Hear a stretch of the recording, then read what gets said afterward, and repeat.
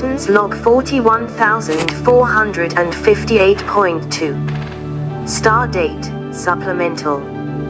General Order Number 1. The Prime Directive prohibits personnel from interfering in the normal development of any society, and mandates that any Starfleet vessel or crew member is expendable to prevent violation of this rule. As the right of each sentient species to live in accordance with its normal cultural evolution is considered sacred, no personnel may interfere with the normal and healthy development of alien life and culture. Such interference includes introducing superior knowledge, strength, or technology to a world whose society is incapable of handling such advantages wisely.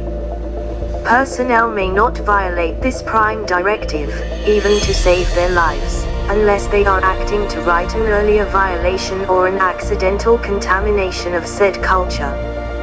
This directive takes precedence over any and all other considerations, and carries with it the highest moral obligation. The President had the National Security Advisor task the intelligence community to prepare a report on their most up-to-date analysis of the origins of COVID-19, including whether it emerged from human contact with an infected animal or from a laboratory accident. As of the 26th of May, 2021, the U.S. intelligence community had coalesced around two likely scenarios but has not reached a definitive conclusion on this question. Here is their current position. While two elements in the IC leans toward the former scenario and one leans more toward the latter, each with low or moderate confidence, the majority of elements do not believe there is sufficient information to assess one to be more likely than the other. According to Jamie Metzer and Matt Polinger, reporters at the Wall Street Journal, more than 3 years after the start of the global pandemic, there has yet to be a comprehensive forensic investigation into its origins. With more than 1 million Americans dead from COVID-19, and an estimated 15 million dead worldwide, that's inexcusable. While Chinese obfuscation and misdirection is chiefly to blame for the lack of understanding of how the novel coronavirus swept the globe, the US could do far more to get to the bottom of what happened. In their opinion, beyond the finger-pointing and political posturing lies an answerable question: why was there a pandemic? And, like the President and the intelligence community, they believe that there are only two competing hypotheses. Some believe the novel coronavirus probably escaped from a laboratory in Wuhan.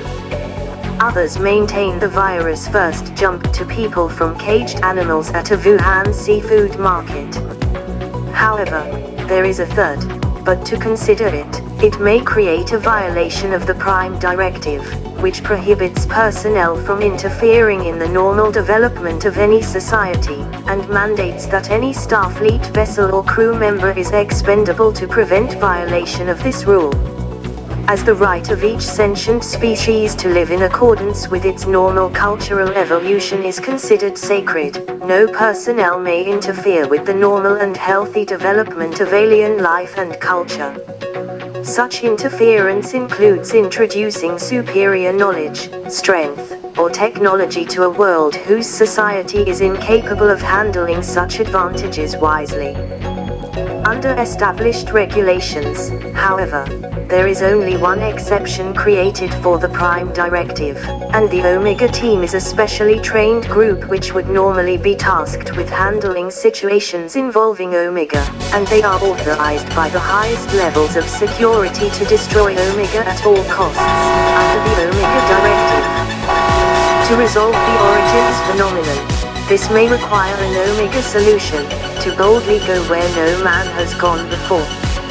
Your mission, should you choose to accept it, is to introduce superior knowledge to a world whose society is incapable of handling such advantages wisely, in direct contravention of the Prime Directive, and to resolve the elusive origins question for a novel coronavirus.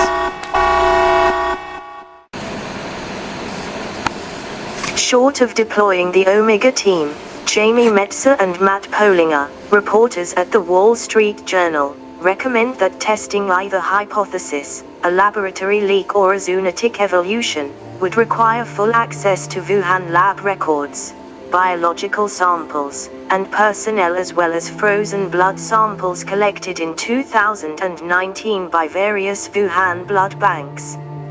However, this solution is untenable, impractical, and could not be achieved without creating further risk. The only alternative, therefore, to comply with the prescriptions of the Prime Directive would be to facilitate a solution by utilizing knowledge and information already available to this civilization, and there appears to be a sufficient body of knowledge already attained within scientific literature of this far less advanced culture to resolve the origins crisis. Proceeding from what is already known to this civilization, highly contagious diseases are extremely rare, and, to date, before this novel coronavirus, there had been only less than 20 of these dangers to mankind, making this pandemic at least an anomaly. It is known that viruses and their virions are the most abundant biological particles on Earth, and before their current public health crisis, there had been only a total of 219 viruses harmful to mankind, while, despite the fact that there are over 3,000 coronaviruses that infect mammals, and over 3,000 coronaviruses that infect birds, the novel coronavirus in the COVID-19 pandemic is only the 7th human coronavirus to present a threat to mankind, indicative that even the coronavirus threat for becoming an emerging public health crisis would be negligible and an extremely rare occurrence. This knowledge should be quite sufficient to raise a reasonable level of suspicion, at least regarding a natural zoonosis event.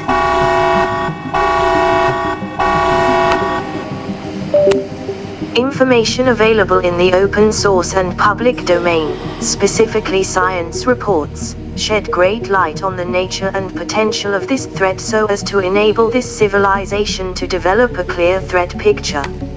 According to the CDC, as of the 7th of May, 2021, the infectious dose of SARS-CoV-2 needed to transmit infection has not been established. This proposition is simply implausible 3 years into this global public health crisis. No highly contagious disease requires more than a total of 15 particles to infect a human host, and since 1870, under Koch's third postulate, the scientists of this far less advanced civilization have had the capability to determine this metric, while advances in their crude technology, specifically the usage of E6 vero cells, has enabled them to perform this calculation without the requirement for a challenge study, introducing potentially dangerous virus particles to a healthy host that might create a lethal threat to the test subject.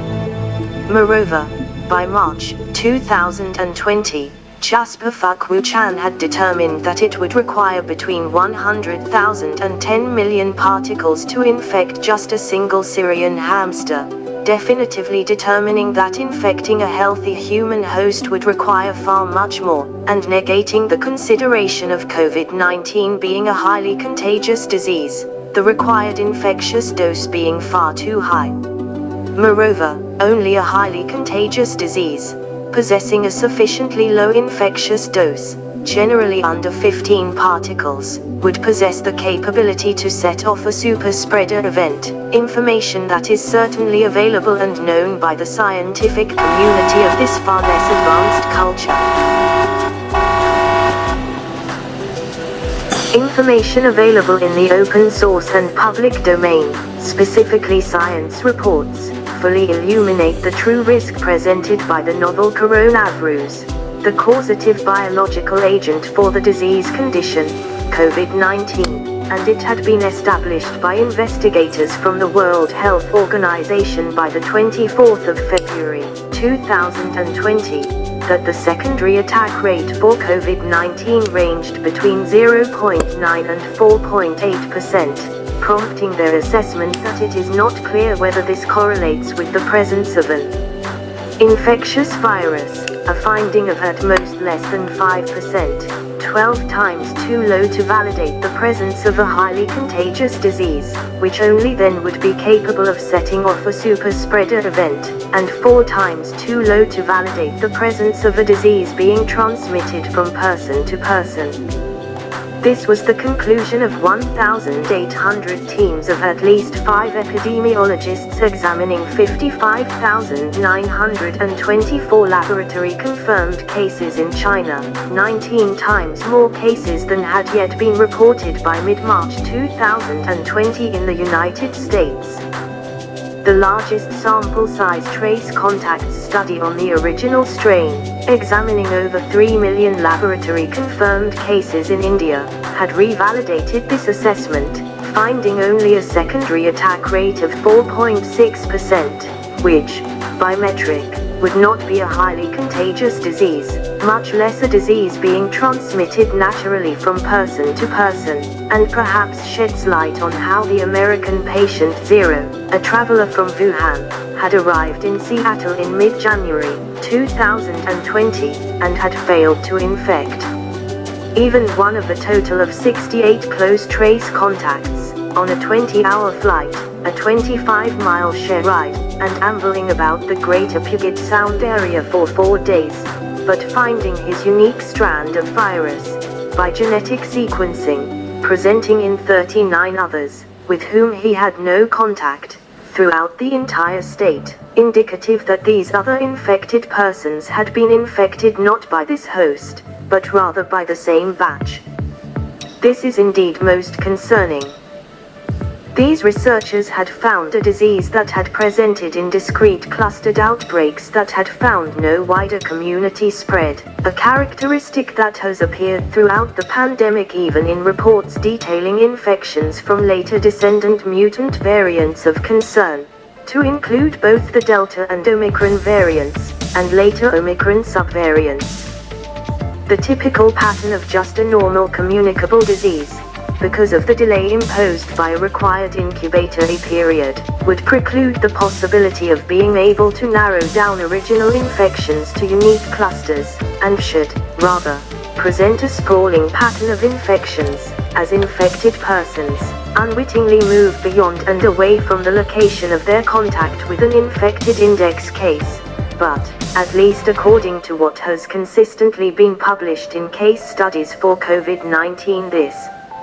has clearly not been the case, and this, too, is very concerning.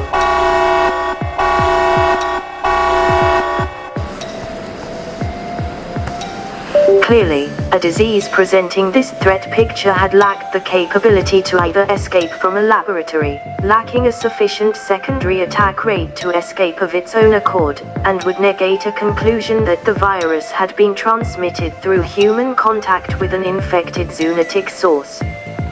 The Prime Directive prohibits personnel from interfering in the normal development of any society, and mandates that any Starfleet vessel or crew member is expendable to prevent violation of this rule.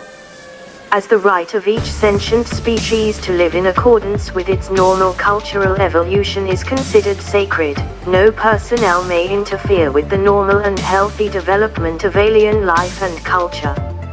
Such interference includes introducing superior knowledge, strength, or technology to a world whose society is incapable of handling such advantages wisely. Personnel may not violate this Prime Directive, even to save their lives, unless they are acting to right an earlier violation or an accidental contamination of said culture. This directive takes precedence over any and all other considerations, and carries with it the highest moral obligation. It is our assessment that this far less advanced culture has failed to develop sufficient acumen to utilize the knowledge that it presently possesses, and it is our considered recommendation to stand down and permit this civilization to resolve or destroy itself without our interference. This concludes our report.